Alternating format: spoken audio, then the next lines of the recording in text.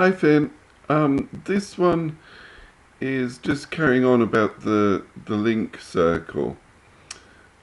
You'll see on the bottom, I'm on my website, Vernon Studio, and you'll see at the bottom of the home page the link circle, which is an openable section of the website.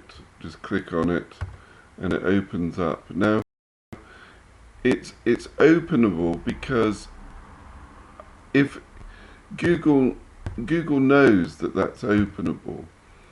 You can't hide anything. It has to be visible one way or another. If I was to not have that, if I was just to have that hidden, not in an openable portion of the website, then Google would take it as spam, which it's not. It is this link ring. So there's the link ring, and it has the contents. Now on the website, there is the page. It's simply at the bottom of the web page. In this section, I've got that open at the moment. If I close it, you'll see that it opens and closes. All I have to do is highlight on it, and there's a control there to open and close. And in this area, I've placed the code from links1.php.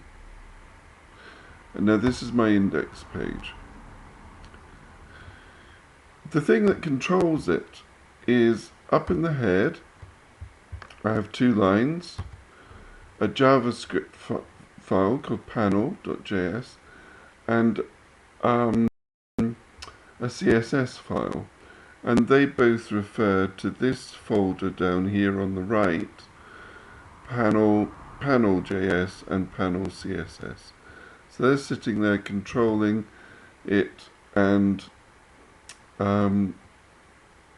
I just upload it onto my index page, and so there it is. Upload it up to the web, and that's it. It's a simple openable panel that contains the contents of the link ring. Now all of these links, links 1, links 1a, links 1b, they don't all go on the same website. There are 3 sets for each website. So this website will have 3 pages.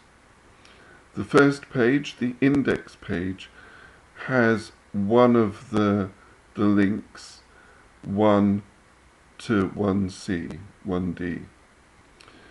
Then on another page of the website, we put in links 2 and links 3. So each website has 3 pages that contain link panels, and these link panels are all different, and they sit on each of the others. And that's the construction.